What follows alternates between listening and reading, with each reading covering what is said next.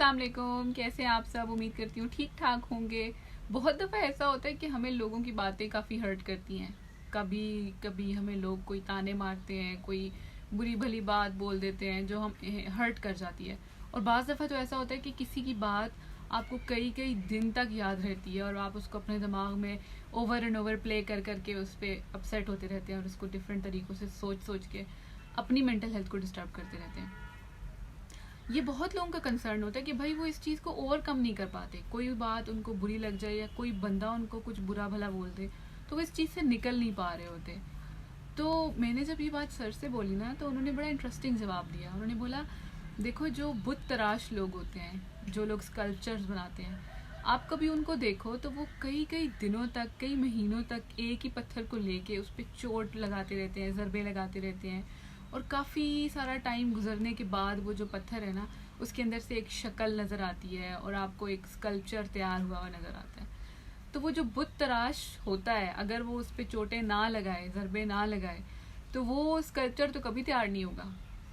तो जो लोगों की बातें होती हैं, जो लोग आपको ताने मार रहे होते हैं, हर्ट कर रहे होते हैं, वो एक एक चोट होती है, वो एक एक ज़रब जो आपको लग रही होती है, वो इवेंचुअली आपको कोई अच्छा इंसान बनाने में या आपको आपके अंदर की जो खूबसूरती है उसको निकालने में बड़ी हेल्प कर सकती है।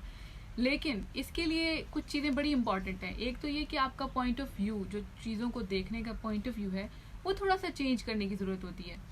फॉर एग्ज़ाम्पल, आपको किसी ने बात बोल दी, ताना मार दिया, आपके पास ऑप्शन है कि या तो हम ऐसा कर सकते हैं कि हम बैठ के उस चीज़ को ओवर थिंक करते रहें। हम ये सोचते रहें कि उस बंदे ने हमें क्यों बुरा बोल दिया, वो हमारे बारे में क्या सोच रहा होगा, उसने लोगों को हमारे बारे में क्या बता दिया होगा, स्टफ लाइक दैट। या तो हम बैठ के उसके बारे में ओवर थिंकिंग करते रहें, या फिर हम उसकी बात को, जो उसने हमें कही है, उसकी बात सुनने के बाद जो हमारे अंदर एक प्रोसेस चला है, जिसकी वजह, जिसको हम नाम देते हैं कि भाई हम हर्ट हो गए, या हमें बुरी लग गई बात, या हम रो रहे हैं, या हम परेशान हो गए हैं, वो जो एक प्रोसेस है, अगर हम उस चीज़ को समझें कि वो क्या चीज़ है जो बुरी लग गई है, वो क्या बात है जो बुरी लगी है, क्या उस बंदे का लहजा बुरा लग गया, उसके अल्फाज बुरे लग गए, वो बंदा जो कह रहा है, उस बंदे में इटसेल्फ कोई बात ऐसी है जो आपको पसंद नहीं है तो उससे जुड़ी हर बात ही आपको बुरी लग रही है। कहाँ तक वो बंदा जो बात कह रहा है उसको आपने वो ट्रूथ है, और कहाँ तक वो बात एक अंदाज़ा है, उसने जस्ट एक रैंडमली अपनी सोच का इजहार किया।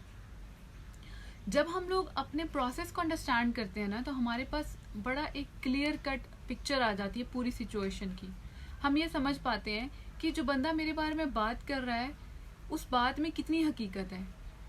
आप अक्सर देख के हैरान रह जाएंगे कि जो बंदे हमारे बारे में बातें करते हैं, जो वो हमें बुरा भला कहते हैं, उसमें 99% उनकी अपनी सोच का रिफ्लेक्शन होता है।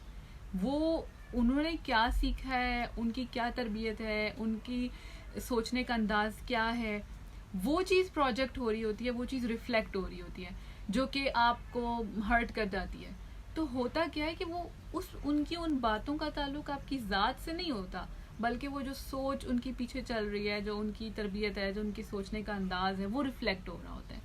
तो जब हम इस चीज़ को डिफ्रेंशिएट कर पाते हैं ना, तभी हमें समझ आती है कि भाई अब इसकी बात को, जो उसने हमें ताना मारा है, उसको कंस्ट्रक्टिवली यूज़ करके अपने अंदर की खूबसूरती को बाहर लेके आना है, या फिर उसी की बातों को, उसकी जो उसने आप पे अपनी सोच जाहिर की है, उसी को आगे पहुंचाते रहना है और उसी को आगे फर्दर जो है वो मल्टीप्लाई करते रहना है। तो ये बड़ा ज़रूरी होता है कि हम लोगों की सोच को, लोगों की कही हुई बातों को, और जो आपकी ज़ात है और जो आपकी अपनी हकीकत है, उसको डिफ्रेंशिएट कर पाएँ।